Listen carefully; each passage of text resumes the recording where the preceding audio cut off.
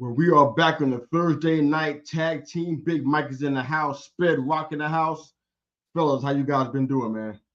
All's well in your Doing good. How are you? Yes, sir. All right. I'm doing good, man. Just tech problems, frustration, but it's all good, man. I'm doing great. Can't complain, man. Got a surprise for you then, so maybe this will make you happy. All right. You got a surprise for me? Yeah, I did it for myself. Remember, I did it for myself. All right. But here you go, brother, man. All hail, King. And that won't be the last time that picture is shown. For the audience that may not be able to see it on Sped's screen, it will be a part of the show later on. And I guess that leads us perfectly into what we'll start with. After introductions, we can go ahead and get into All In and some of the recaps. Obviously, we did have our predictions. And I'll give it to you, man. You really knew it. You really knew what was about to go down. Honest to God, I thought things were going to go differently, and I thought, look, didn't think the Young Bucks were retaining whatsoever. Did not think that was happening, and now they got a match against the Acclaim at All Out, which makes no sense if you give Acclaim the victory on this one. No. Yeah, he didn't know. Wow. No. I tried to take you guys' advice from last time and just kind of not go hard and use my head. And still found some stuff that didn't come out right with a couple of matches. I'm like, it ain't easy to do this, man. Well, I mean, obviously you paid attention to something because you crushed us. Oh yeah. Which obviously 7-3-3. Definitely deserves some big ups for Mr. U there. This is the infamous picture that Sped had on his background there that not everybody could see. So, big ups to Mr. U. You did the thing on there. And we'll let you look at that for a little as you kind of bask in that glory as we catch up on some of our comments that we start out with. What up, lady? I'm doing something. I'm not sure if that's what I'm actually doing. Obviously, Lady Alpha, with us every week. Loyal listener. How you doing today? We appreciate you guys. And as always, don't forget to hit the like and subscribe. Please do. Herb coming in. He thought he was first, but not so fast, sir. Not this time. Lady Alpha said, no, sir. And what's up, Herb, Raj? Good stuff. The Herb and Raj podcast. Good stuff.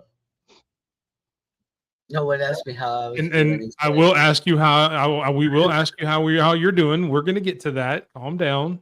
As you said in our show, make sure you go check out the Herb and Raj podcast channel. Picks are up for college football, which starts tonight. There may be something about that there. So calm down, Herb. We'll keep the thing going. No love. Brian joined us. What's up, Brian? How are you doing tonight? And Herb, don't worry. We're going to get back to your question. Colorado North Dakota State game is incredible. Yeah, I was watching it before we came in here. I've got it on a small screen off to the side. I'm going to try to. The Colorado. Oh yeah. So this game is awesome. We're going to get to you, man. That's the side. We're talking wrestling tonight, but that's. Yes, sir. We're going to get to that question. I don't think I forgot it, man. We're going to go. It's a nice question. Yes, sir. And if you watch that Thursday thing, Brian won't bring up Brock Purdy, even though he just brought up Brock Purdy. So there's that. Oh, no. You said you wouldn't do it. You just did it. Should said Mr. Irrelevant or something. You still brought him up on a wrestling show. You're talking wrestling. You still talking about Brock Purdy. Man, you're obsessed, man. You need help, brother. If you didn't catch that Thursday thing, that was on earlier tonight at 7:00. Herb, Mr. U, and Brian tonight. I know you guys are still looking for a third co-host on that show, but a great show as always. I was able to listen now that it's not on 8:00 on Mondays since it's moved, so I'll be able to listen a little bit more and be involved in that. So it's also great show for you guys. We're here for the people. That's why we're doing this. We're making changes. That's what I'm talking about. These some great questions in here, man. Great questions. So how we kicking this off tonight? going to AEW, man? Yes, sir. We'll start off. We'll run through this. You had the 16-man tag team on the 0 hour. I didn't have any thoughts about it. Do you guys have any thoughts at all? I gave it a D minus. My only thought was why are you doing this? That was my thought. Exactly. Why are you doing it? Yeah. There were some spots that were nice. I don't know. I really don't understand what the whole when you point rely of it on was. spots to be nice, when you rely on spots to be nice, you know you're in a bad way. If spots is what you're kind of putting all your cards to the center of the table for, or your chips to the center of the table for some spots, you know you're in a bad way. This was ridiculous.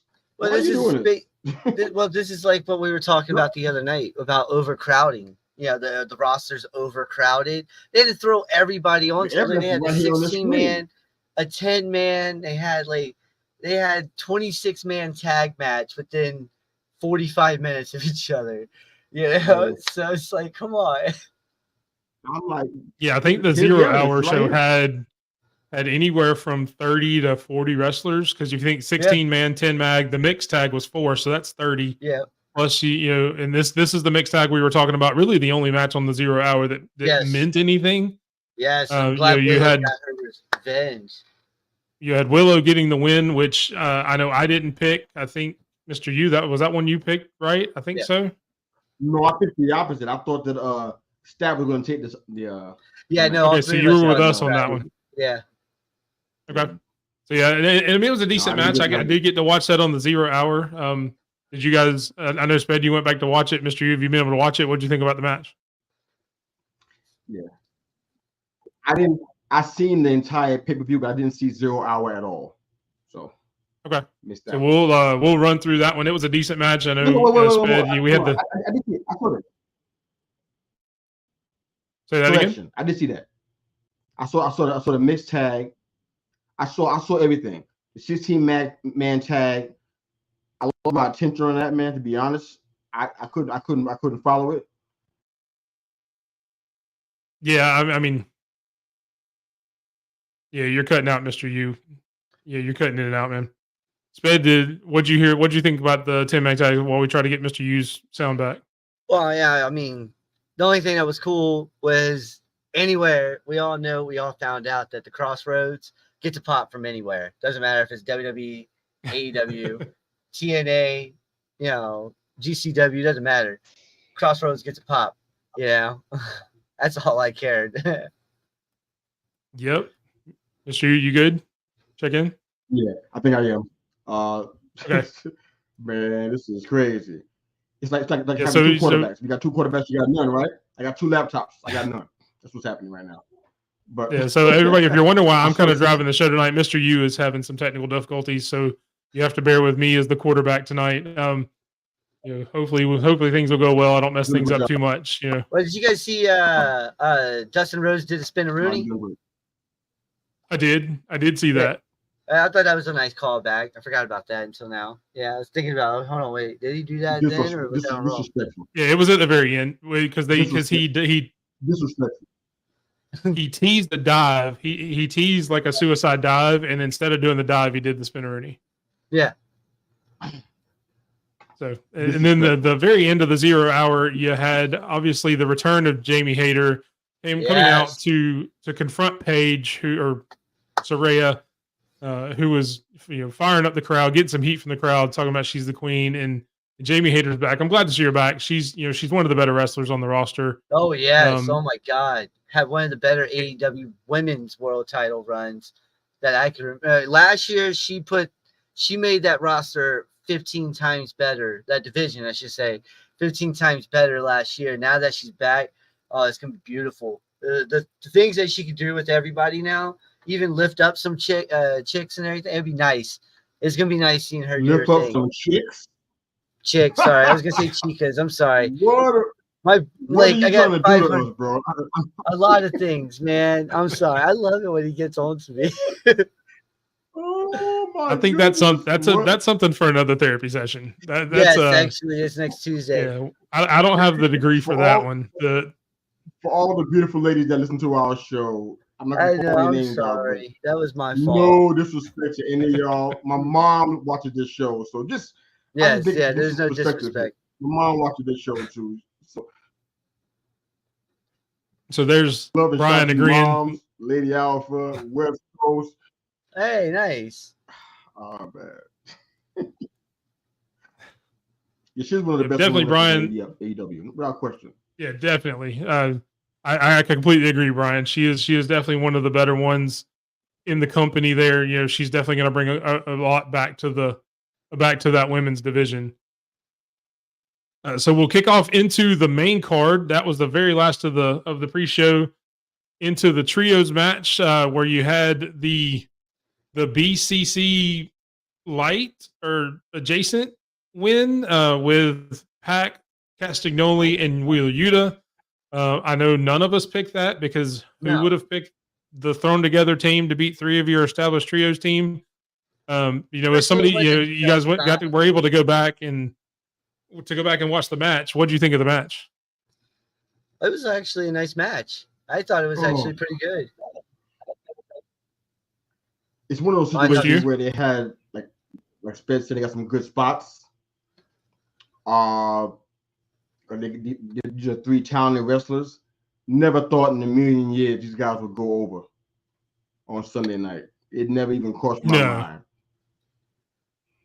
So yeah, no, I didn't have a clue either. Was saying, this is really random. Like I said, if we ever had any kind of definitive evidence that there's an overcrowding problem, this is the kind of stuff that proves it. It's like you got Pac in a three-man tag team match. You know you're gonna give him a run at a title. Yeah. We saw it on Wednesday night. You got him thrown into this match. You got Wheeler Yuta, who we haven't seen in a while, just got back off injury. So you got him out here stuck in this match with Castagnoli, and you got him going over. I'm like, and if you believe the IWC, the rumor is that Pac was always supposed to be in this match.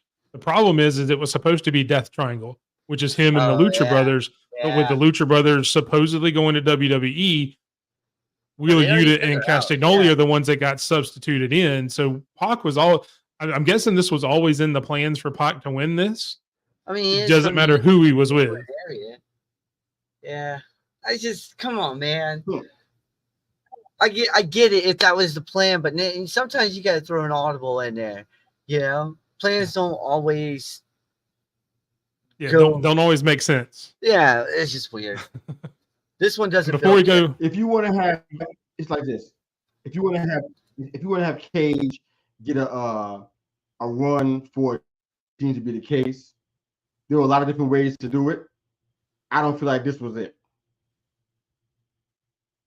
Yes, there are more trios that deserve. It just wasn't. I really thought you could give it to House of Black and they could run the trios division for a while.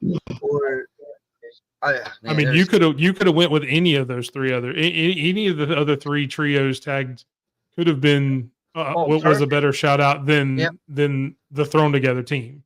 Yeah, and this is one of the things that a lot of AEW fans have made fun of with WWE a lot, is that they just throw together tag teams. Now you're throwing together a trios team and giving them the belts on the first time together, beating three of your established trios teams. It kind of goes back into that. I mean, I definitely agree with Brian that there were definitely other trios that they could have used. I mean, if you weren't going to put the titles on the Acclaimed later on, which we'll get to, why not let the Acclaimed be in this trios tag team with their third partner and let them be in it at least. At least they get the rub there instead of jobbing to FTR and the Young Bucks again. Yeah. Just for my thought, I mean, this would have been a better spot for them. If you needed a jobbing team, you could just throw a Private Party or Butcher and Blade out there. Okay, those two. Instead of putting them into a 16 or 27-man tag match that was out there, I don't remember which one it was, but still, instead of doing that, you could put them out on the big stage, get their product out there, get the fans out there liking these tag teams that you keep pushing into the, into the shadow realm. It's just poor booking. And we were talking about this with WWE a few years ago with the poor booking and everything. Maybe Shane does come in and change everything. Who knows? I think if he comes in, he doesn't have that kind of power to change behind the scenes booking. No. They may bring him in as a not necessarily a good guy, but a face in the company, as a personality in the company. I don't think he has that kind of sway in it. But I do want to jump backwards 1 second and to answer Brian's other question before we get into the next match, just so it's not confusing. He did ask, where would we rank Jamie Hayter if she was in the WWE? We all said she was top 5 in AEW. Do you think she would be in the top 5 or 10 in WWE if she was in that company? Yeah, I would give her top 10 in WWE. Yeah. She's really. Oh, question. I don't trust WWE to take care of talent. I've been saying that for a minute now. People come from different places. They don't know how to take. Rarely ever seen it done right. If Braun Breaker wasn't in NXT and he was in AEW doing what he was doing, he would never have come to WWE and have gotten the treatment he's getting right now. It's because of his time in NXT. They have been historically unable to do that. So I'm going to sit here and say, you know what? Based on the talent that's there right now that we have to watch every week, which I'm not really pleased with a lot of what I see, she's in my top 3 if you bring her in there and use her correctly. Yeah, I'm talking about use her like that. She's a mauler and a wrestler at the same time. She can do both of those things very well. She can get down in the ring and wrestle and grapple, and she can also kick your butt. Yep. And very few in there can do that right now, with the exception of Baszler, who I'm pretty high on. I don't like what they're doing with the collective. I hate the whole idea. I think she should be out there kicking butt because that's what she does. And she hasn't been used well. But if they bring him in there in the way they should have brought Baszler in, that's top 3 easy for me. Easy. Very easy. Okay. There we go. Yeah, leave in the comments, Brian. Where would you rank her in WWE, or anybody else in the comments that watch both brands? Where would you rank? He just said top 5. Yeah, I saw it. I saw you just posted as I was asking. He's a little bit quicker on the draw than my brain goes. So yeah, he would definitely rank her top 5. And I definitely wanted to jump back before we jump into the next match, because in my opinion, you have right now 2 of the best women's wrestlers in AEW. Yes. Oh my God. In Toni Storm and Mariah May. This match went crazy. Yes, sir. That was one of the matches that I've seen a lot of, and I thought was really good. But Mr. Yu, what'd you think about it when you went back and rewatched it? Oh, I called it right, but I hated that it happened. I feel like it's too soon for insane Toni Storm, and that's where they're kind of going toward her just being totally off of the rails.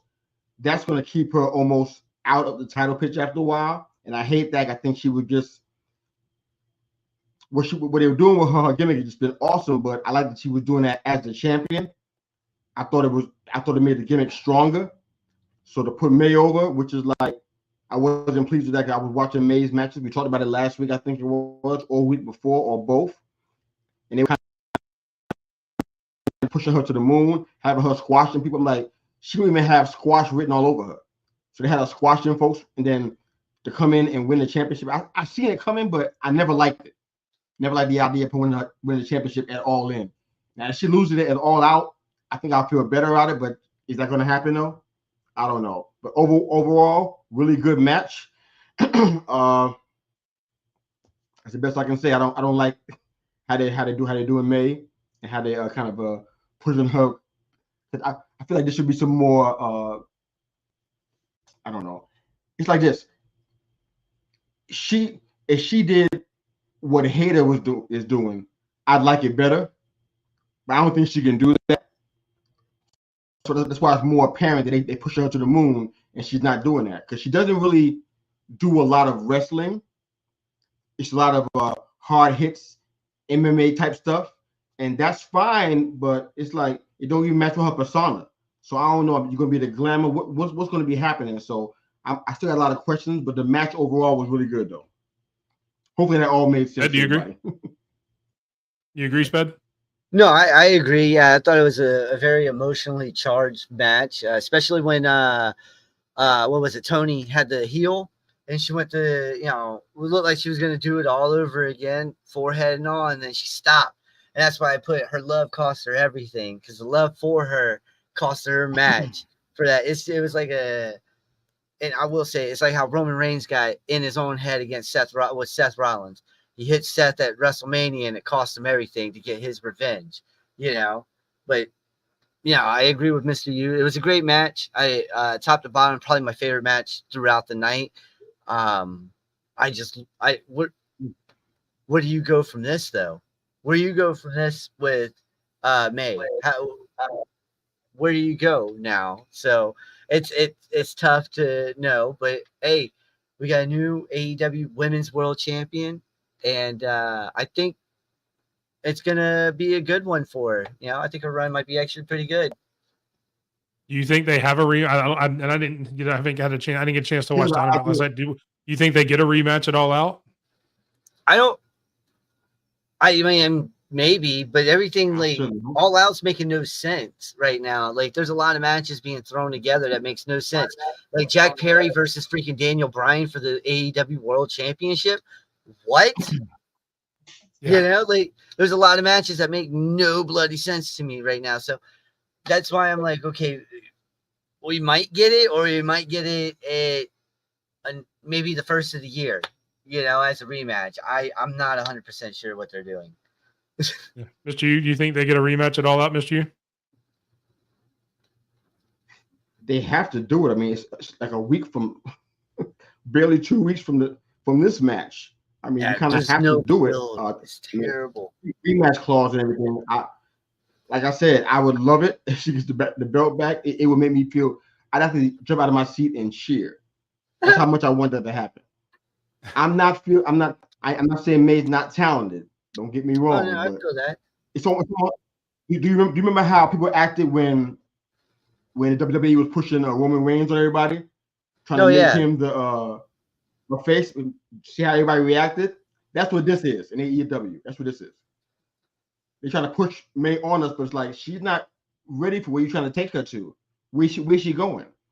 You can tell there's no plan. So I really hope that Storm gets the belt back because it makes more sense to me. Hope she gets the belt back, but after that, I don't know, because after that, if she doesn't get the belt back at All Out, if there's a rematch, look at the matchups. Britt Baker's busy right now, so you won't have her in there. She's with Monet right now. And that keeps Camille locked in. She's not going to be wrestling for any kind of AEW titles. Who's left?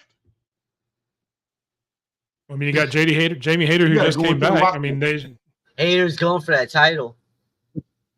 She's busy with Saraya. So who else? Yeah, that's a good point. All I'm hearing right now is the Jeopardy music, because nobody knows the answer to this question. No, man. To find out like I said, you don't. They're gonna line up a bunch. They're gonna line up a bunch of. Change my word. Wrong word choice. They're not bums. They're gonna line up a bunch of women wrestlers who have no shot. Almost like what they're doing with Roxanne and NXT. You know they ain't gonna win nothing. Nobody ever thinks that she's ever gonna get beat. Oh yeah. Same thing with Mariah. That's what they're gonna do with her. They're gonna line up with people who have no shot to win. Yeah.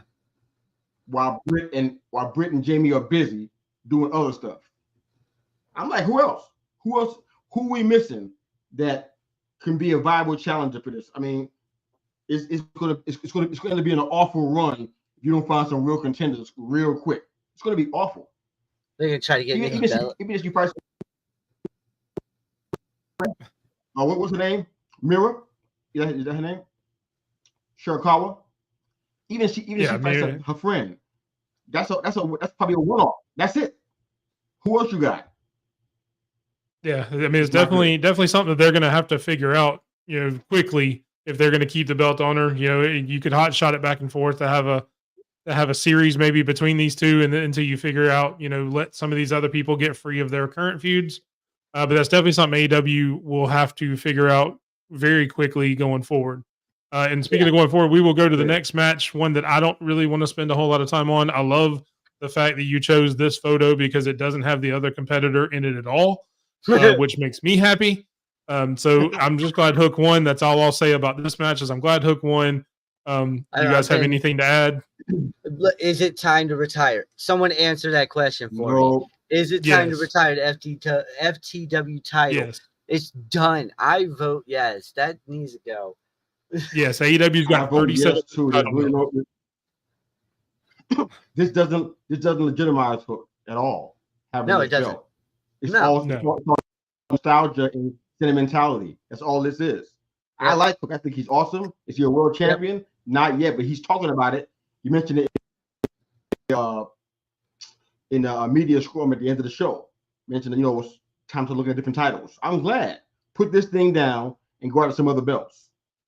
Yeah, I'd like to see him and Jack Perry go at it. Or I was gonna say that Jack Perry and freaking Hook would be nice. Hook taking the win, that would be even better. TNT title. Hook and Ricochet. I thought that'd be a good match too. Be a good match. That'd be a great match. I always get to that Young Bucks. I'm good on this one. Man. I got nothing else on it. Yep. Speaking of the Young Bucks, the next matchup is the title match, which again, Mr. U got right. I think Mr. U was the only person that picked the Young Bucks to retain, unfortunately, and they did. So I don't really have a lot to say about this match because this is one of the ones I didn't get to see a lot of. But we'll start with you, Mr. U, since you got the match right. What did you think of the match? There was no other way to go. I mean, I know that the Acclaim is talking, and they're talking a lot more than I've ever heard them talk. Best wrestlers in the world? Nah, bro. You ain't the best wrestlers in the world. But you got to talk, though. Do your thing, but you ain't the best wrestlers in the world. I couldn't see the belt on them. Yep. FTR. I'm trying to figure out what they're doing with them. Are we getting close to the end? It feels kind of like we're looking at something that's kind of close to being over, and I don't know why that is. I just never felt like they were going to get the belt on them on this trip. So process of elimination said the Bucks were going to retain. That's my best answer, man. Yeah, I never saw it going anywhere else. I agree with Brian that this has definitely been a downward spiral for the Acclaimed, being in that spot. Like I said, I would have rather than been in the trios match earlier. If you're just going to have them job out, let them job out to some other some other teams. Sped, what did you think about that? I have three takeaways from this. Okay, one, the Bucks tried to come out with a Sgt. Pepper's theme and no reaction happened to it, so it made me happy. Okay, so thank you, England, for making me happy that day. All right, and then someone should definitely take the mic away from Max Caster. Okay, he's doo-doo on that mic. Get it away from him, okay? And, what you just said, they should have put him in the trios match instead of putting him in the tag match because this match had too many bodies to make it remotely any good, in my opinion. I gave it a C+. I didn't think it was that great. I thought it was mid. There's Herb's comment. I think the theme song is better in this match. Yes. Their theme song is better in this match. I love their theme song. I think it's fantastic. It's perfect. Listen, but the fact that they got no reaction to it made me happy. It made no, not that one. I'm talking about the original one, the regular one. Oh, okay. We Gauntlet next, right? Not that. Yep. Yeah. So we'll move right along to the Casino Gauntlet. Did anyone see that again? coming? No, not even a little. Nobody, including no. him. Listen. You could have asked Christian at the beginning of the night if he thought he was going to win this match, and he wouldn't have even known he was in it. I feel bad for Daniel Bryan because Christian is on another level, coming out of retirement, and he is just like kaboom. He's back up there. Listen, I love this TNA run, but this might type his TNA run in my book because he's been doing some crazy stuff, and I like it. I like what he's been doing. But, we talk about it, though. I mean, this is what, the fourth or fifth person that now has a title, has an AEW world title shot now that's kind of, to take a phrase from another show I watched, there's a log jam at the world title spot with all these people who have number one contenders in title shots. You've got him, you've got Darby Allin, you've got, a couple other people that I can't even remember at this point because there's so many. It's so convoluted up there at the top that, what do you do? But can I? Did they? I don't remember if they said anything. But did they say that this title is coming in soon? Because I know it's not at All Out. So is it going to be like down the road? Because I can see Daniel Bryan said that. Hey, listen, once I lose, that's probably it for me. And I could see this man taking that title from him. I really could. This dude he's really good. Christian So is That would be hard. good. From the reports I heard, and obviously you see Christian there. Brian thinks he's one of the best heels in the business. He is. And then I think this tops his Herb- TNA run, Brian. Herb kind of giving out the hint of where the log jam came from, the origins of me using the log jam, which obviously Lady Alpha is a fan of that show as well, so she's in on the joke there. So I'm glad some people got the joke in the audience. But yeah, I mean, who knows, man? I mean, again, it just I think I saw the report that this is supposed to be like the Money in the Bank contract, that he can use it to kind of cash in at any point. So I mean, it can happen at any time. But Miss Yu, I mean, obviously we didn't see that decision coming. What did you think of the decision, Mr. Yu? I was in awe. My mouth was wide open. A truck could have drove through. I couldn't believe it. You really giving Cage this kind of run like this? All this young talent, what Cage is doing, even with the Bucks. I'm gonna give the Bucks their props on this one. What Cage and the Bucks are doing is stellar, and it's fantastic television. And AEW needs as much of that as possible. Their ratings aren't great. It's real. All right, that's putting in mind. But you're gonna put him in a world championship match? Seriously? I feel like there's some people who I'd rather have there in that spot that I think deserve to have the opportunity. But it's probably not gonna happen now. If this happens, he's probably gonna go over. It's not right. Definitely. It's definitely a good match that was, had a lot of debuts, had a lot of good surprises. Nigel coming in, Ricochet coming in, all that to kind of have that momentum stopped by Christian Cage coming in and winning. I kind of agree. I mean, it's just kind of crazy. But yeah, Christian has a world title shot. Congratulations to him and the patriarchy, I guess. Also, congratulations to Will Ospreay in what a lot of people considered match of the night. Winning back his formerly known as the American Championship, now the International Championship once again. You had Christopher Daniels presenting him with the belt at the end there that you see him holding. He does the thing. He did the thing. He hit the Tiger Driver. Gets the win over MJF. Sped, what'd you think about the match overall? Listen. I thought this match was great. Seeing the Tiger Driver being hit again was pretty dope. Where did Christopher Daniels turn into a Timu? What's his name from Raw? Adam Pearce. Since they made him an authority figure, he's been dressing like that since they made him an authority figure. I must be getting a sandwich or something when he's doing that. Yeah, because good gravy. I was like, who the heck? What is this? But no, I actually liked it. I thought this match. The only thing that sucked about it was Daniel Garcia getting involved at the end, and it's like you didn't need that for this match. But I get the pop that they got out of it, and the spot. But overall, the match was great. They working MJF's neck the whole time, where it looks like he's hurt, from the previous neck injury. I thought that was actually pretty smart, But I like seeing the international title versus the All-American title. Did not like the way that looked. At first I was like, oh yeah, that's nice. And then I kept looking at it. And I'm like, this is dumb. But no. Yeah. Mr. Yu, what were your thoughts?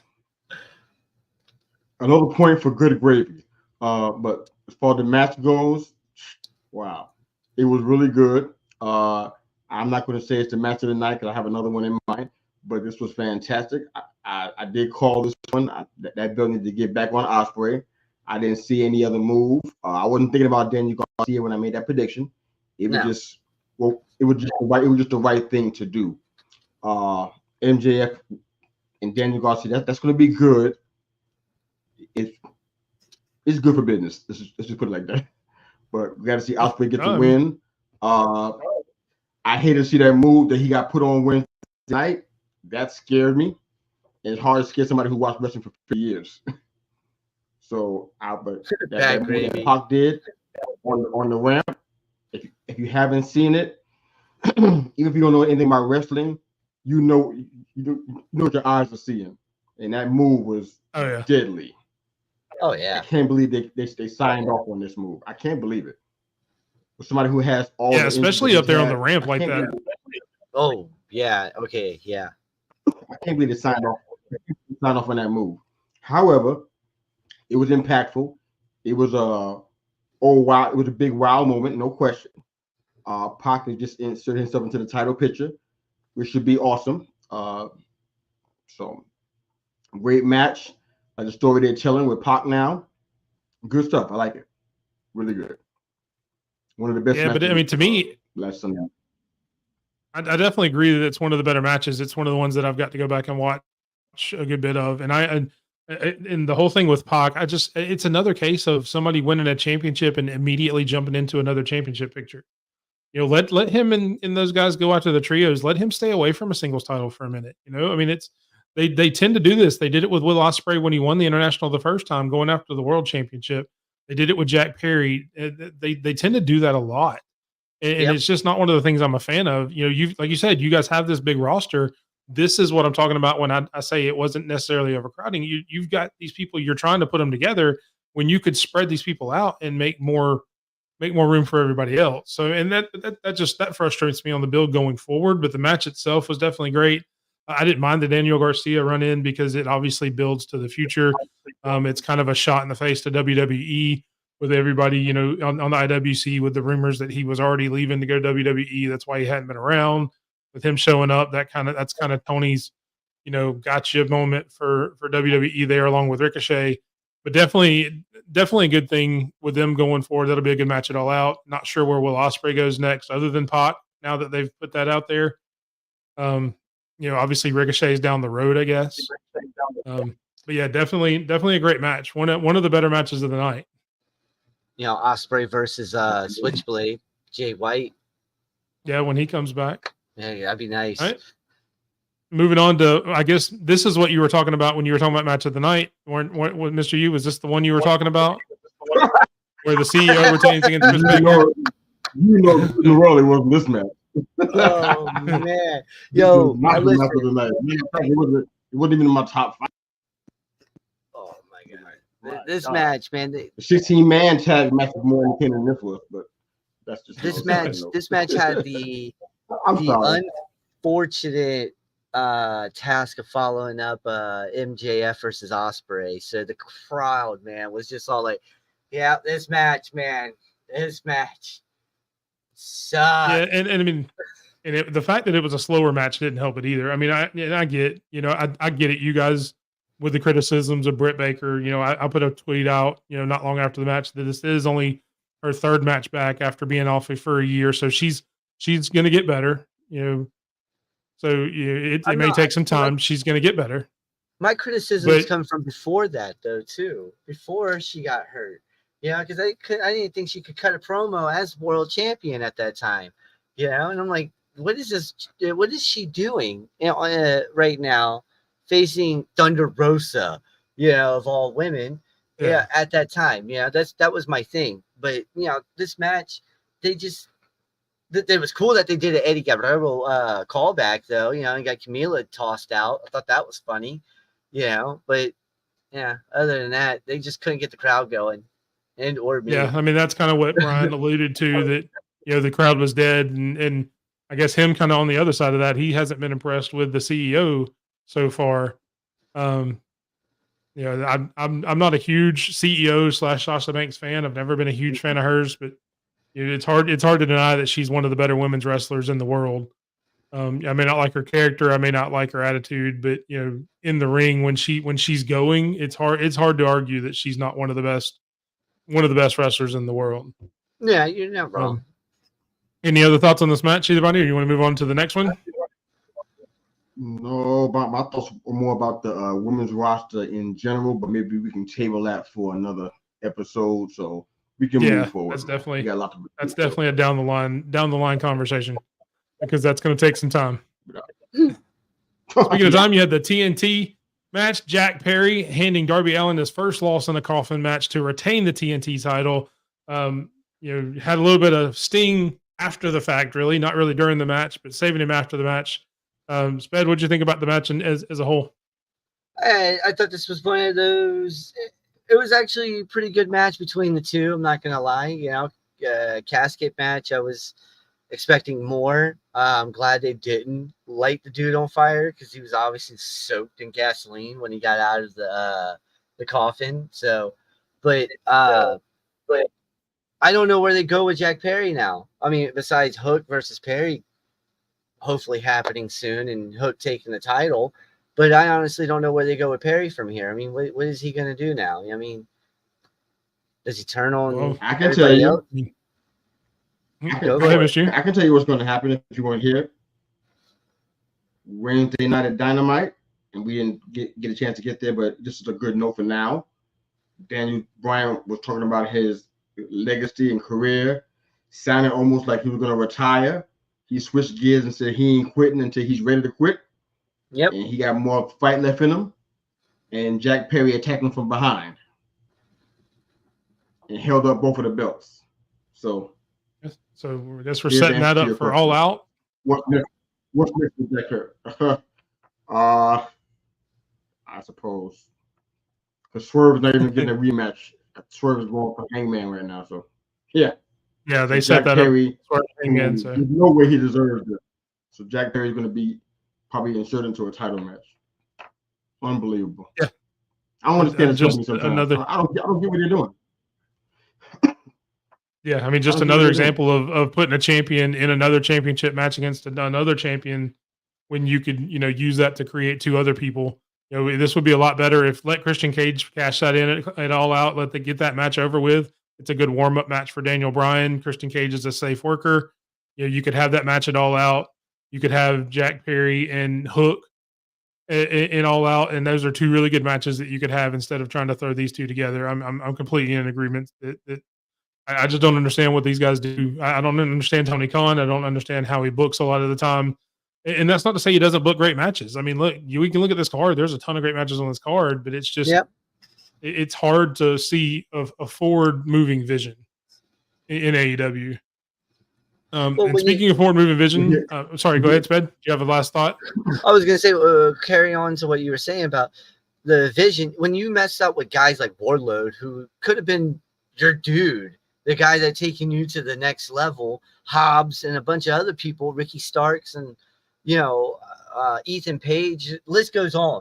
When you mess up that many times, what do you do next? You should definitely look from the end, look outside, try to get help, but that's a different show. You're right. Yeah, definitely building episodes for building future episodes. Here's your Thursday night spoiler alert.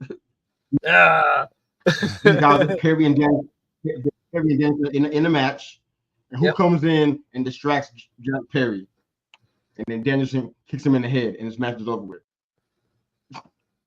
That's all that's going to happen with this. This is just like putting somebody in a title match for no reason. There's going to be no story. There's not going to be any repeat to this. He's not even done with Darby Allin yet. Nothing's going to happen for this. This is another throwaway match. Build a story. You're going to be Swerve. Build it with somebody else. This is not that hard. But you pick Jack Perry out of all people. Pick Okada. Everybody would have liked it more. I was going to ask you that. If people are looking at the titles, are you saying or if you're looking at titles, right? Is the TNT title over the Continental title? Or what is who knows at this point? I don't think so. You don't think so? Because I thought that was made for. Think so. No. Yeah. Well, I'll look that one up. I'm about to find that one out. I don't think it is. Because if it is, then they put it in Will Ospreay's hand. That tells you the value they saw in it by putting it in Will's hands. Yeah. Who has the TNT title? But they also put it in freaking Eddie Kingston's hands. So I mean, does that title really have some back to it? Kingston is over internationally. That's probably why. Yeah, I would say the international title is over the TNT. Like Brian said, the Continental title, that's where it gets convoluted. I don't know if whether you go Continental title or TNT title there. The international title, to me, the international title is kind of like the Intercontinental title is oh, I'm sorry, I misread that. So yeah. Oh, okay. Yeah, I misread that too. I didn't even look and see that. We were talking about I was international. thinking all I jumped AEW. in. Yeah, that's what my brain didn't. My brain didn't switch fast Oh enough. no! It says the AEW TNT Championship is over the AEW Continental Championship. So your boy Okada has a belt under. Okay, he did mean international. Sorry, just to clarify. Yeah, your boy Okada doesn't have a belt higher than Jack Perry. Why? Okada's better. I understand. I went back and watched that. That's why it's so dumb. Oh This is my ridiculous. God.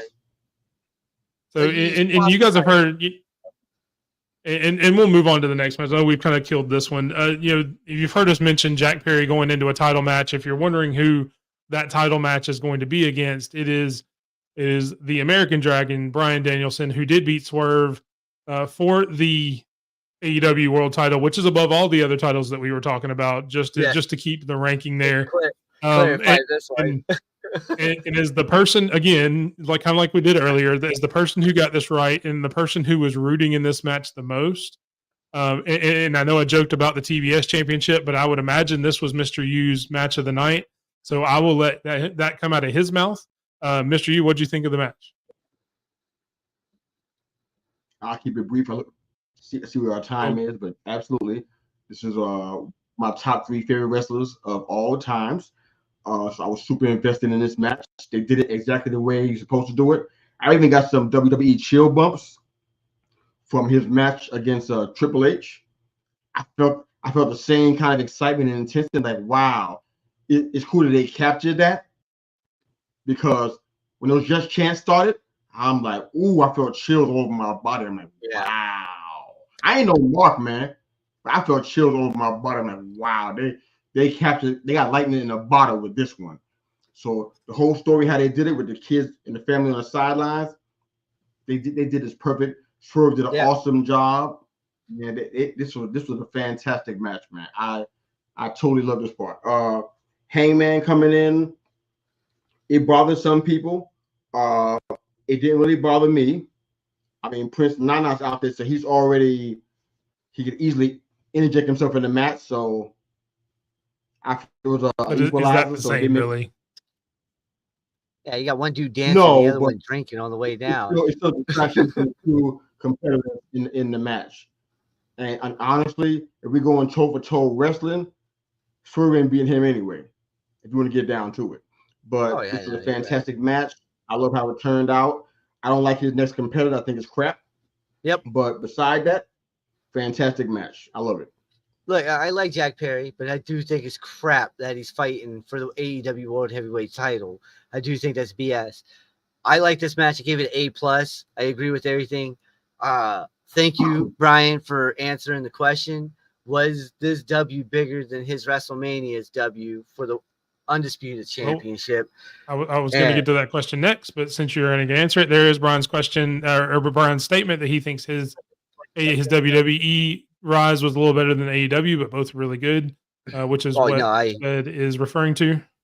But yeah, no, I really like this match. I thought this was definitely top 2. I mean, for me, it was either the AEW's women's or this one, and I liked them both. I thought Swerve going off to calling out Birdie, though, talking smack to Birdie was hilarious. Okay, about BD, I thought that was funny. But yeah, go ahead, Mr. Yu. I see you going. What's up? Yeah, just a quick thought. But do you know why it's better though? Same thing we've been complaining about with AEW, or what I've been complaining about. I'm not sure if you guys even agree with that. But their ability to tell a story. Oh, this match it's like a punch sometimes. This was almost like this is a sports example, might not be a good example for this show. But bottom line, that they built it up for Daniel Bryan to win the championship. It was always the goal. Yeah. Even when it wasn't even in sight, it was still the goal. And every match led to that final penultimate match with Triple H to win the championship and have the start of the Yes Chance. it was built up from the start. This is not what's happening to AEW. He been hanging out with the BCC. There was no sign that he was going for this until what, 2 weeks ago? We said I'm getting ready to retire, but there's one thing I haven't done yet. We heard about that 2 weeks ago, man. There ain't no story being built. That's why they went with WWE. No, Yeah, I feel mean that. to put it in a different analogy, so this match would be like the something like the Avengers. The Avengers was the biggest movie of that year, but it wasn't necessarily the most technical, but it was the one everybody enjoyed more. But then you've got the other match, which is more like the best story driven, but not necessarily what people considered the best, the best on screen. And there's a lot of stuff like that happens in wrestling. So, I mean, it really just depends on how you look at it. As far as just pure wrestling, to me, this would be the best match. But, I agree with Mr. Yu that as far as story goes, which, I say it almost every week, I'm more of a story-driven person. I enjoyed the women's match more just because it had more of a story to it. Yep, that's probably why I enjoyed the women's more. Yeah. All right, But- and that concludes one more shot of King Yu there with the predictions of All In, just to give him one last shout. Listen, But we do it move has, on. It has a crown that says AEW because he's the king of AEW, not WWE. All right, I still got it in there. So that's how you're gonna that's how you're gonna sleep at night. Yes, that's how I was sleeping at night. Okay. Look, everybody's got to do something. I'm playing Everybody's around. got to cope in one way or another. If that's I'm how you got to messing cope, that's how you got to cope. I'm messing around. Wow. All right, we got things to preview, man. How fast definitely things to look at. Huh? So I think we can get SummerSlam pretty quick. And this is what I want to do for No Mercy. For time purposes, we were just going to kind of cover highlights of the match. We will put out our predictions before Sunday, before the actual card or before the actual show comes up, kind of like we did. We'll have this digital out. You can put that out on Twitter. That way we have everybody's picks. So for official predictions, that'll come later. But I want you guys to give me both one match that you're looking forward to. And since Mr. Yu, since you're the champion, you'll go first. What's one match you're looking forward to on the card? Looking forward to. Ooh, this is going to be a shock. It's not a shock because I don't really like the card. But I'm looking forward to the Kalani Wendy Chu match. Believe it or not. I'm looking for some good story here. I like how they brought Rosemary into this little thing last week on Tuesday night. I'm looking for a title to change hands here. I wasn't a big fan of the Kalani winning over Soul Walker anyway, but she did. I think Wendy Chu, in a surprise, could win this match. That's what I'm watching. All the other ones, I'm like, I feel like I know what's going to happen. So I'm not really excited about some of the results. One I'm not sure about is the tag team championship match. Both teams might fall out, so I don't know what's going to happen in that match. That'd be a new one. But Wendy Chu and Kalani Jordan for the North American Women's Championship. Sped, what's one match you're looking forward to? Anytime the North American Championship's on the line, Oba, I'm watching it. It's my eyes are glued on that match. Okay, that dude is the freak. I love it. What you was watching? I'm watching all of them. That's not that wasn't the question. I'm watching all of them too, but I'm just glued on the one match out of all this. And we all know Joe Hendry ain't winning. NXT don't believe in him like they say they do. Roxanne Perez is holding on to the title, just shining it for Cora Jade. All right. Wesley, whatever. Wow. Listen, we all know what's going to happen with the Zachary Wentz thing. Okay. And what is he going to do after that? Is he going to go back for the NXT championship, or is he going to go for the North American, or is he going to get a tag team going and actually make the tag team division worth something again? But yeah, there's this NXT No Mercy. I'm waiting for what is it? Halloween Havoc. I'm waiting for that. Don't forget about I will be a little. Yeah, there is a chance for some interference there in the Wesley Zachary Wentz match. There is. But I will say the one match just to be different, because obviously I'm a huge Obafemi fan. So since Sped stole my answer, what it would be, because it's always Obafemi.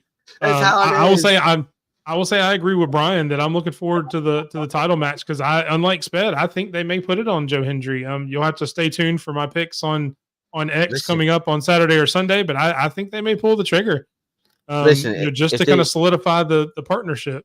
If they do it, I will sing Joe Hendry's theme song live. Not live, but you better believe that edit is getting cut and put out in the world, and you will be singing that song next week if he wins. I'll do it. 100%. I don't think All Ego Ethan Page is gonna lose it. Okay, I don't think he is. All right, never. All right, I have to tell my 13-year-old son not to say his name in this house. It's like Beetlejuice. Okay. All right, that is the No Mercy card coming up on Sunday. But before that, we head to Berlin with the WWE 5-match card as per all B pay-per-views. Bash at Berlin. We will go through and make fairly quick predictions because I don't know that there's a lot of stuff that is going to be crazy. But we will see. Starting off with from the bottom to the top, the women's tag team matchup. You've got the Unholy Union versus Bianca and Jade. Mr. Yu, who do you think will win that match?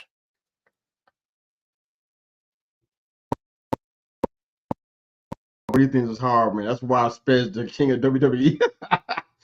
This is hard, man. I'm kind of leaning toward the Isla and I'll think about her as Kaylee. I can't get her name out of my head. Alba Fire. Alba Fire. They're gonna retain. They're gonna retain this. I don't feel great about it, but they're gonna retain. All right, Sped, do you agree? Do you think they retain, or do you think it's Bianca and Jade's time? This is where Bianca turns on Jade. Okay. So I guess my prediction, I'm actually going to go different. I picked the Unholy Union when they won it back at Clash at the Castle. I was the only one that thought they would win there. So I guess I will be the only one that think that this is where Jade and Bianca win the titles from them. I think they want to build that, make it last a little bit longer. I think if you turn now, there's no way that this story goes to WrestleMania. I think they want this to be a WrestleMania match. So in order to do that, you have to prolong the story a little bit longer. The only way to prolong the story is if they win the match for a little while, just to kind of let it go down so they can finally do the breakup around Royal Rumble and then go on to a WrestleMania match against each other because that's the money match. So I think it's going to be Jade and Bianca. We will move on to the mixed tag match. The Terror Twins and the team of Liv and Dominic Mysterio. And Sped, I know you've got a personal vested interest in this match because your man crush is on this team in Dominic Mysterio. So I'll let you pick this one first. Yeah, we all know we're going. We're going Rhea and Damian on this one. Here's my pick. This is the reason why. We're all talking. This story needs to get further. Needs to keep going. Well, what's going to happen? All right, Judgment Day is going to come in. We all know that. Okay, Judgment Day is going to do this thing, but Damien's got a friend. All right, Damien's got a friend that's internationally known.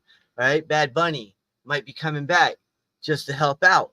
All right, look, Dom's not going to take Bad Bunny. We all know that. Dom already tried. Dom got Hurricane Rana onto the side onto the floor. So I'm taking Rhea pinning Liv to keep the story going. Bad Blood, we set it up. Liv, Rhea going down like that. That's what I'm going with. Dom.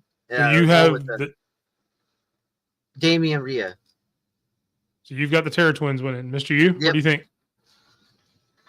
I like Dirty Dom, man. Don't get it twisted. I'm trying to think story. Our official predictions might be different. It might change a little bit from this one, but for now, I'm going to say that the Terror Twins are going to win this. I don't see how the story is going to continue to go forward unless, they win. They get beat down for the past 2 weeks. So it's not really a new thing now. So I don't know how you keep the story going to where it needs to go. Yeah. But I don't know. Probably have them single up, have Rhea and Liv and Dom. It's bound to happen, but I'll go with R-Truth comes back for now. Yeah, I feel that. Oh, please don't. This is either going to be a really good pay-per-view for me or a really bad one because I think it's going to be Liv and Dom. I think to me, the only way you keep the story going is to have the Judgment Day come in and interfere. If you remember this past Monday, yeah, they've gotten beaten down the few weeks prior. The Terror Twins stood tall this past week because you had Liv, Dom, and Finn running away while they took out JD and Carlito, stood tall in the middle of the ring at the end of that segment. So they stood tall there. And I think it's going to happen where you're going to have interference by the rest of the Judgment Day. It's going to set up at Bad Blood, Finn and Damian, and then Liv and Rhea, because Dominic's not really Damian's final boss kind of thing. That's Finn. I think this is just a way to kind of get this on the card, just to get the views in there, to prolong the story a little bit. Finn will interfere the others to the Judgment Day, and then you have Liv and Dom winning, which also is what Brian thinks. He thinks the Terror Twins will lose as well. Moving on to the next match, we have CM Punk and Drew McIntyre in a strap match, which is a very weird stipulation for how physical this has been. I mean, obviously the strap, you think that's a good thing, but in order to win the match, you have to touch all four corners of the ring, and that's how you win. So that's kind of a weird stipulation. I know it's kind of an old school kind of thing.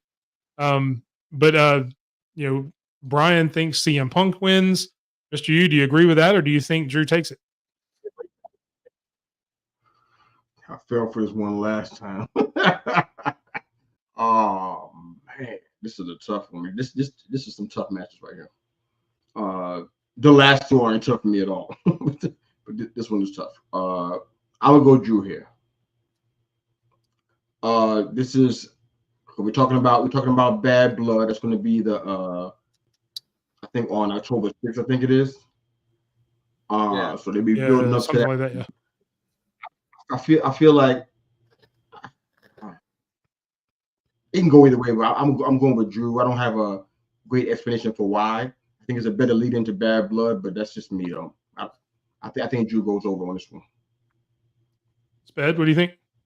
I mean, I can see what you're talking about with Drew going over, but I think Punk wins this one to further the story. They won one, in matches now. Going to Bad Blood, it'd probably go into Hell in a Cell. If Punk signs off for a Hell in a Cell match, I don't know if he will, but I got Punk winning this one. I think this one's Punk. Last one was Drew. This one goes to Punk. The next one is going to be a little tougher. See what do you do with Punk after he loses 2 straight then? Yeah, and that's Brian's point. Drew winning 2 in a row. But I mean, what do you do? Period.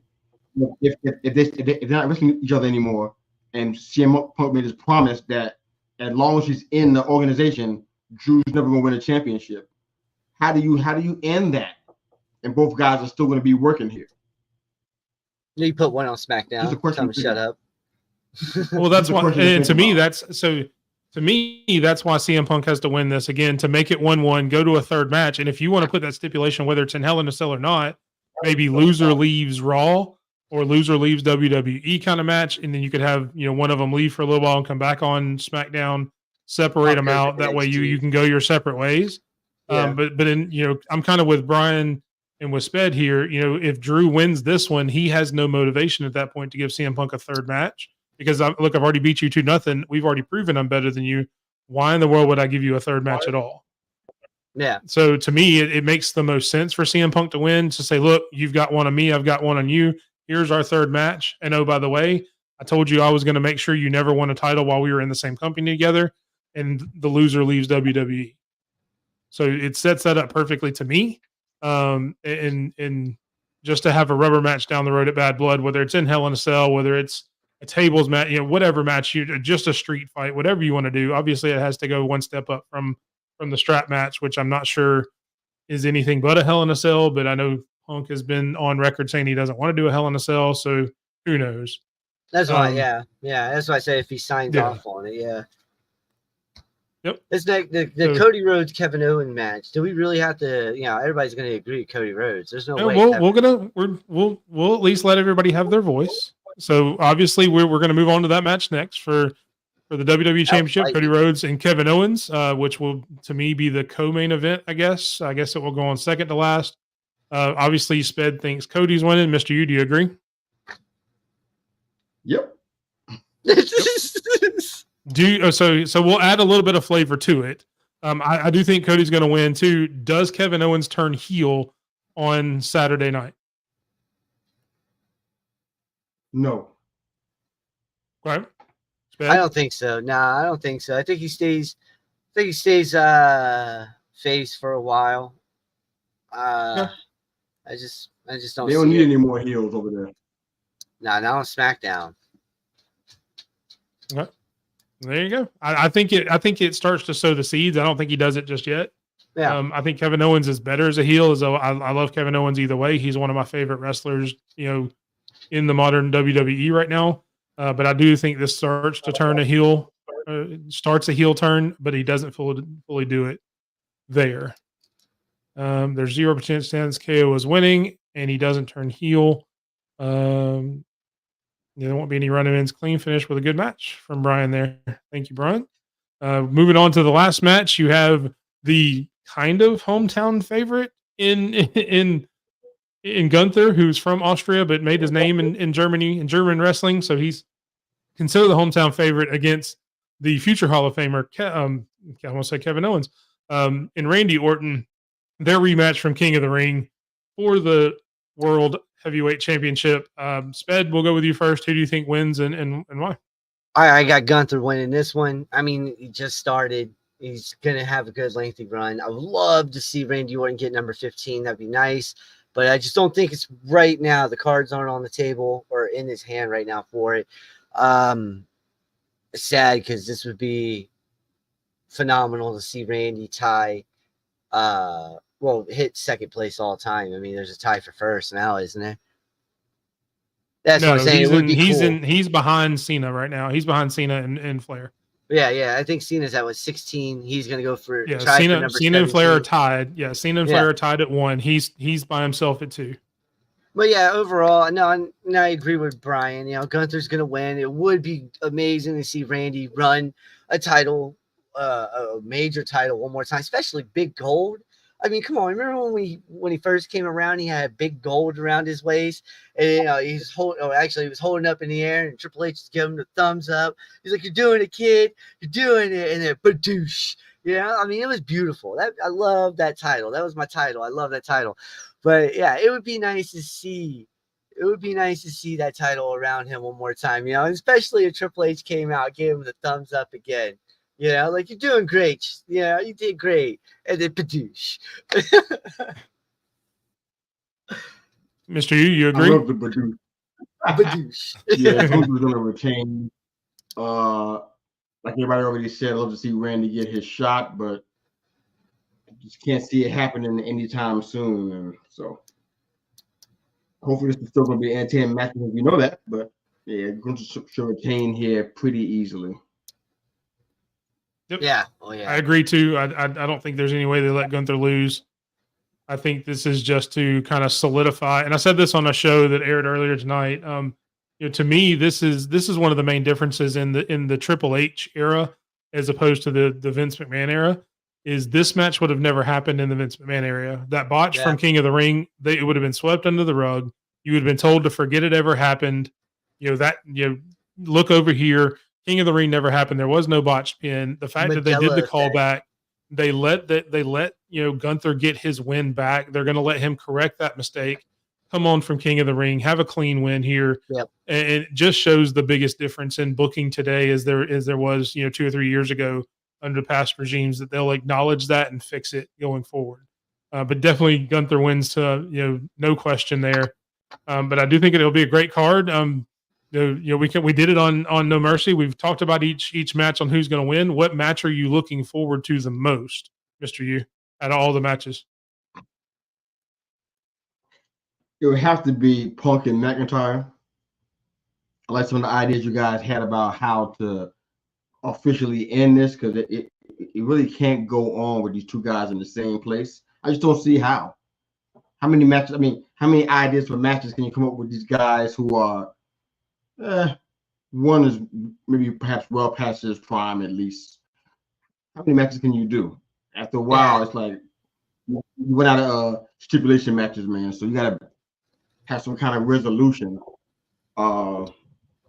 Well, yeah, that's the one I'm looking for. Punk and McIntyre. Okay. Sped, which one are you looking forward to the most? To be honest with you, this card has me feeling like this guy right here. Okay, this is like, why? Why are we doing this? I'm looking forward to the women's tag team title match. To be honest with you, it's the one time that I can honestly say, hey, I feel like the women's tag division is going to have a great match between the four, and I kind of want to see Bianca turn, not Jade.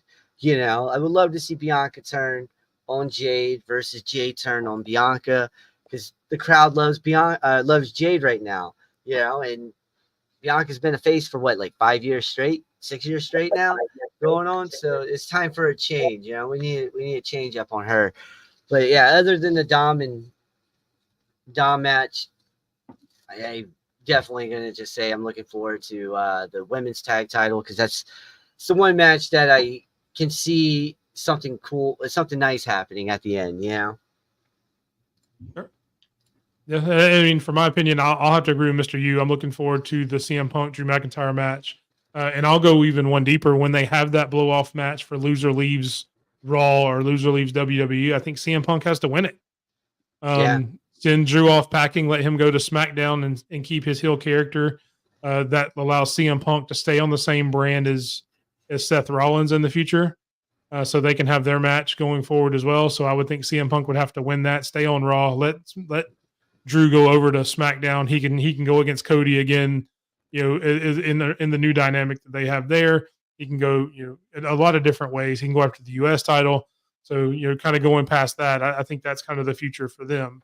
And I did want to get to, and unfortunately, just due to time, we're already 12 minutes over. We are going to skip the Matchmaker Series tonight. That will come back next week, where we will have another Matchmaker Series. But because I do want to get into a couple of questions that we had in the audience throughout the night, I will start with Herb's question from a lot earlier. Real quick, if you had to join a faction out there, which one would it be, or if you were starting your own, which wrestler would you steal to join your faction first? Sped, I'll let you start on that one first. I would love to join Legado del Fantasma. All right, I'm a big Santos Escobar fan. I would love to learn from him. The tutelage that he would bring in. I think Angel and Humberto, they got a great mentor. To show them, hey, this is what you could do further. Or, I mean, the Judgment Day, because they're always on top. Just if I wanted and you get to hang out with Dom. Be honest, you get to hang out with Dom. Seen that one coming. How long we're going to take to get there? To hang out with Dirty Dom. That'd be dope. How about 5 seconds? Go ahead. 5 seconds. 5 Unbelievable, seconds. Man. Unbelievable. Mr. U. So yeah, we'll jump up. Mr. U, which faction would you join, or if you wanted to start your own, who would you pick first? I want to join the faction. I'll probably go with the Blackpool Combat Club. I get to learn from Lord Steven Regal and be on the side of my favorite wrestlers in the entire world, and Daniel Bryan. Yeah. Easy choice for me. That's got to pick somebody as a starter faction. Wow. That's a tougher question for me. That second part. Would I pick the starter faction with? Randy. No. The starter faction. I think his days of faction stuff are kind of over now. Wow. What's crazy that you say that, because I'm eating time thinking about this now. I'm like, I don't know the answer. It's crazy that you say that faction stuff is, like, there's a lot now. If you think about it, during WCW and WWF days, we had a crap ton of factions with the NWO, Wolfpack, the Black and White MWO, the LWO. Then you had, DX, Nation of Domination, and the list goes on. It's just like, holy heck, now they're flooding it back in after all these years of this guy's going to do his own thing. This is a mixed tag team that we just thrown together. And I like the factions coming back, because now you get to see more people, and more dynamics and stuff like that, which is pretty cool. Just get rid of the LWO and put everybody with the. Let me give you an answer. What was your finishing statement, Mr. What do you say? Well, either I'm gonna from both sides. If it was an AEW, I'd pick Hook. If it was in WWE, I pick Jacob Fatu. Ooh, that's two Those are good good ones choices. right there. Definitely good choices. Oh, he said That's how I Dragunov start and my faction. Gunther. Dragunov and Gunther. No, Brian, that's. I don't know if I would have them in a faction together because I know they've had a lot of matches against each other. I'd rather see them go against each other. For my answer, I would, and this isn't the most popular faction, but I would join the Final Testament. I'm a huge Karrion Kross fan. I like Karrion Kross. I like a lot of the stuff they do. That's a good one too. So I'd like to join them. I think I could bring, some mic work to the table there. Where the AOP really doesn't talk a whole lot. I'd be a great manager instead of the managers they have. As much as I love those guys, so yeah, I'd be a part of the Final Testament. Plus, when Xavier Woods joins in, I could be Xavier Woods' tag team partner because that's got to come sooner or later. Xavier Woods got to join them, turning on the New Day. So that would be my choice if I had to join a faction. That's gonna be happening soon. And that gets us to his point about Dragunov and Gunther. They've had great, but that's why they'd be dominant together. And then one last question from the audience that we had that I wanted to get to is about Cena. Do you think next year they let Cena win a title against Gunther at Mania for his 17th to pass Flair? No. Not necessarily against Gunther, but do you think they win him a 17th title at all? Not necessarily against Gunther, but just do you think he wins 17 at all next year? Well, let me ask you this. If there's a world where Randy does somehow win, okay, the World Heavyweight title within the next few months to set up a Cena versus Randy he threw me off when he said that. Just set up a Randy versus Cena match like everybody wants, okay? Now, I don't see it happening, but I mean, that's the only way I could see it happening if he wins it. I don't think he goes for 17. I think they keep it tied until some kid that impresses them way too much, down the road does it. I don't see them breaking that for a while or letting that get broken for a while. That's like a Bruno record. You're not going to break that streak for a long time. Mr. Yu, do you agree?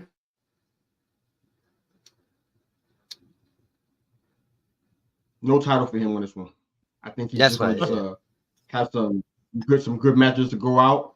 I don't see them putting the title on him. No. Yeah. Maybe the IC title. And this is where I'm torn. And that's one of the reasons I wanted to answer this question because you've had a lot recently of Triple H kind of scrubbing the record books, so to speak. Yes. The IC title run for Gunther, with the world title run for Roman Reigns. He's had a chance to clean out some of the record books, but I don't think he will do that with Flair because of the love and respect and admiration that he has for Flair. Flair's legitimately one of his best friends in the business. I don't think he's going to do that to him. So I think he'll let Cena and him stay tied. I don't think they'll give him a 17th just because of how much reverence he carries for Ric Flair as far as Triple H is concerned. What if you have a last thought, Sped?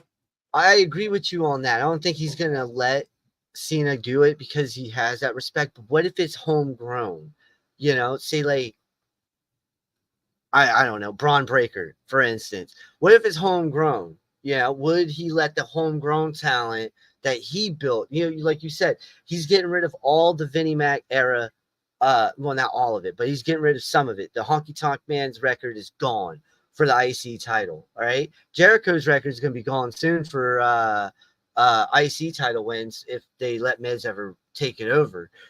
And I can see that happening, honestly. But do you think someone that Triple H brought up, homegrown Triple H talent could take that 17 away later on, not just, now? And that's what I mean by that from earlier. I meant, sorry. So let's do this. Let's write that question down, Sped. Keep it in your notes, and we will actually answer that. It'll give the audience a week to kind of think about it. Think of who you would want to break Ric Flair's title in the future. What homegrown WWE talent, or even if it's some young person coming from AEW, what homegrown talent would you want to break Ric Flair's record in the future?